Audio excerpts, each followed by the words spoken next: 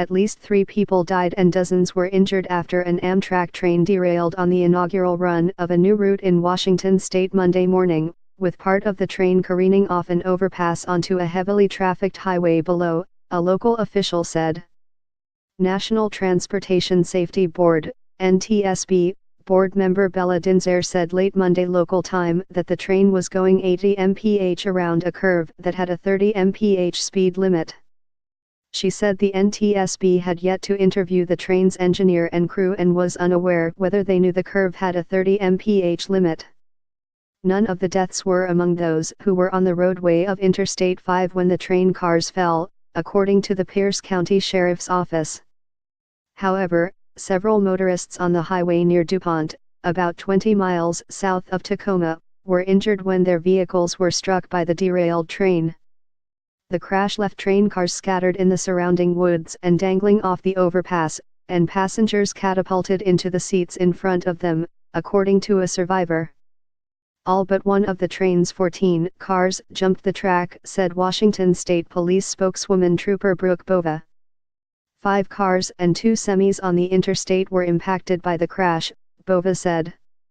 80 passengers, 5 crew members and 1 technician were on board the train, according to officials. In the wake of the derailment, at about 7:37 a.m. local time, dozens of motorists sprang into action, jumping out of their cars to help, a witness told ABC affiliate Como TV. One described a gut-wrenching scene of Good Samaritans trying to do all they could do to comfort those who were pinned under the train. In addition to those who died, more than 90 people were taken to hospitals, including 10 who were treated for serious injuries, officials said. By about 4 p.m. local time, all of the train cars had been searched for passengers.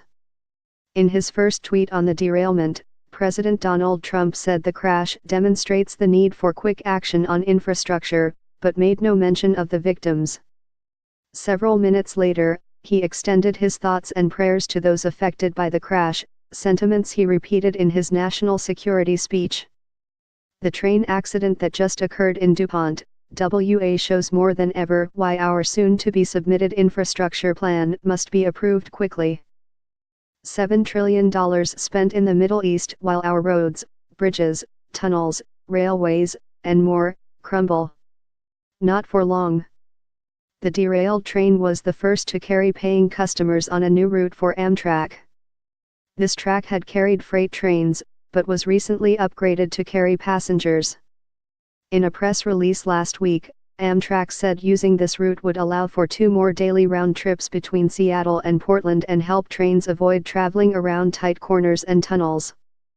Washington State's Department of Transportation said today was the first day of public use of the tracks after weeks of inspection and testing.